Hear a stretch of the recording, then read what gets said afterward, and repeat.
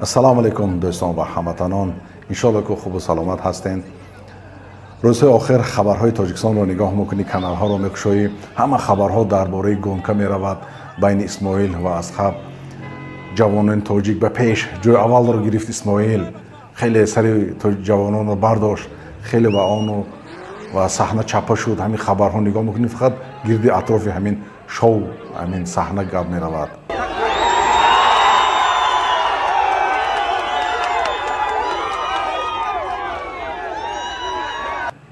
اصحاب тамаев бошад, ӯ як блогери профессионал, дар ин кораш хеле ӯ муаллим ҳаст.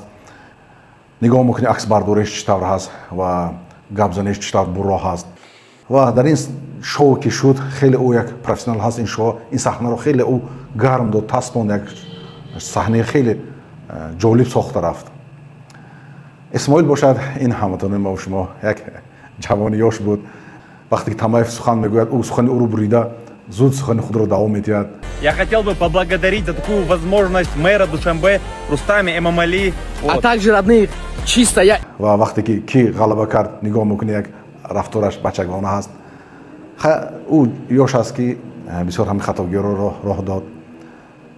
ва блогери машҳури дигар Эсем Шарипов назари худашро гуфт ки ин коре ки исмоил кард, як пас задан аст. гуфт ман ба ҷавоб мегӯям ки ин бародарамон исмоилро узр метиҳем, бачи ёш аст. мо ҳам дар ёшиамон бисёр ба хатогиҳо роҳ додем.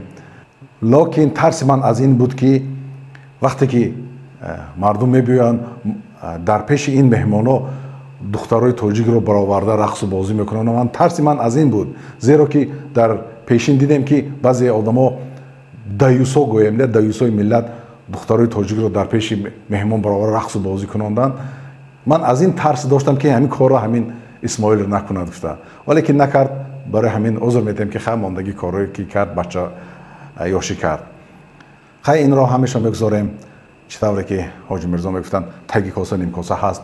ин асли Асхат Тамаев омадан чӣ буд? ин саҳнае ки сохтанд барои ҷавонон, назари ҷавононро дар ин ҷалб кунанд, асли ин чӣ буд? зеро ки Асхат Тамаев ин як одами профессионал, як просто так ба Тоҷикистон намеомад. асли ин будани Асхат Тамаев, ин шоу, ин саҳнае ки сохтанд, ҳадафаш дигар чиз буд. ва ин Асхат Тамаевро ҳукумат даъват кард, коргарони амният даъват карданд ки ин биёяду ҳамин як ҷавон Исмоил Кати як саҳна созад. ва барои ин саҳнашон роҳҳоро маҳкам карданд ки мардум дар ин чиз ҷалб шаванд. ва як ҳадафшам ин буд ки омадани ин Асхат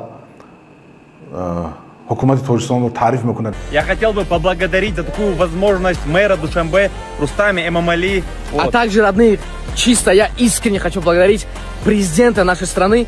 нигоҳ мекунем, исмоилам зуд ӯам як лаганбардорӣ мекунад. ман ҳайрон мешавам ки ин ҷавонони моро аз ҳамун садик аз боғчаи кӯдакона як лаганбардориро ёд медиҳанд. кори ту дигар чиз, кори ҳукумат дигар чиз, чӣ дахолат дорад? биён чуқуртар надораем дар кори ӯ. ёшай.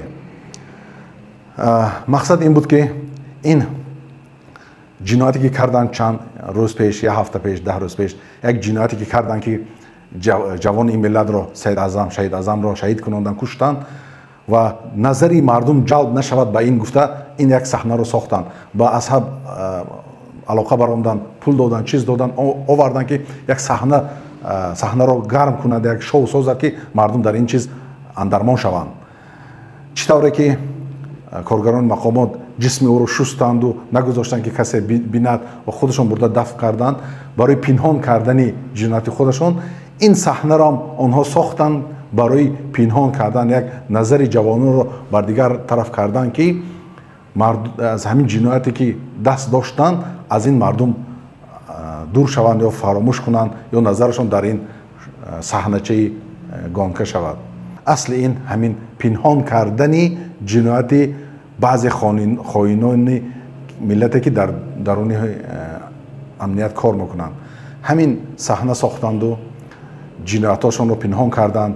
валекин биласаф нигоҳ мекунӣ, хабарнигоро радио озодӣ, аза тв ва дигарҳо ҳама дар ҳамин хабарҳои мебароро мегӯянд дар тоҷикистон ин шуд, гонка шуд, як саҳна чапа шуд, чанд кас маиб шуд нашуд намедонам, ину ону мана асҳаб ба душанбе тав мехӯрад, душанберо таъриф мекунад, ба ресторан медорад, ресторан ин мекунад, он мекунад, он мекунад.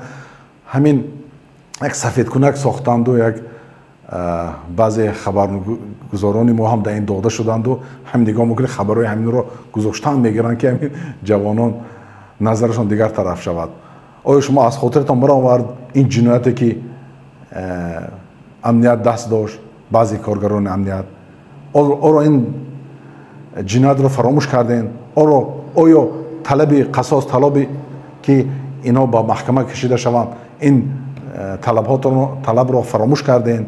чӣ шуд ба шумо ҳама ин ҷурме ки даст доштанд? да ваҳдат шуд, да помир шуд, да душанбе шуд, да хуҷанд шуд, ҳамин рӯз аз рӯз мешавад, як саҳнача месозанд, як шоу месозанд, ҳама назараш саргардон ҳам тараф меравад. ин Саид Аъзамро шиканҷа доданд, куштанд, боз мо аз хотирамон барорем бо тамошои ин гонкаю саҳначасозӣ. барои ҳамин ман дар ҳайрат мондам баъзе ин хабарнигаронон ки шумо дода шудем ба ин саҳначасозӣ, да ин макре ки як иллюзия ки сохтанд, шумо да ин дода шудем, ҳама назаратон ҳамтараф шуд. куҷо шуд ватандӯстдории шумо ки ин ҳамватани шумо кушта шуд ва шумо хаб мешинед? куҷо шуд талаби шумо? куҷо шуд як зиддияти шумо?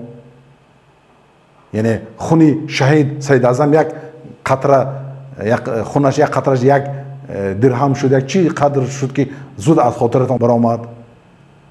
вале ки мо фаромӯш нахоҳем кард, ин хуни ҳамватанони мо рехта истод аз рӯз, мо талаби инро дорем, мо қасоси инро дорем, мо даво дорем ки инро ба ҷавобгарӣ кашида шаванд.